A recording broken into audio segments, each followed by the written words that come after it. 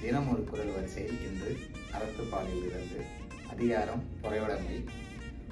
பொறையுடைமை என்பது பொறுத்து கொள்ளும் பண்பாகும். குரல் 153. இன்மையில் இன்மை இருந்தோரால் வன்மையில் வன்மை மடவார் பொறை. இன்மையில் இன்மை இருந்தோரால் வன்மையில் வன்மை மடவார் பொறை. இந்த குரல் பொறுமையின் உண்மையான வலிமையை மிக ஆழமாக எடுத்துரைக்கிறது. பொருள்: வறுமையில் கொடிய வறுமை வந்த விருந்தினரை உபசரிக்க முடியாதது.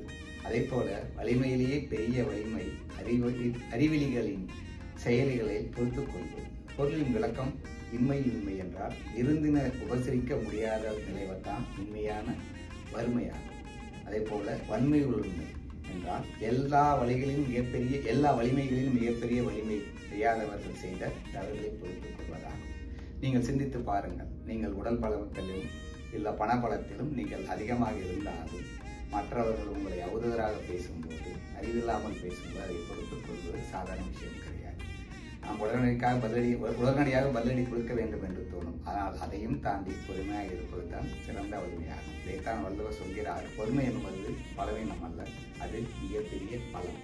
மீண்டும் குரல்: இன்மையில் இன்மை இருந்தோரால் வன்மையில் வன்மை மடவார் பொறை. நன்றி, வணக்கம்.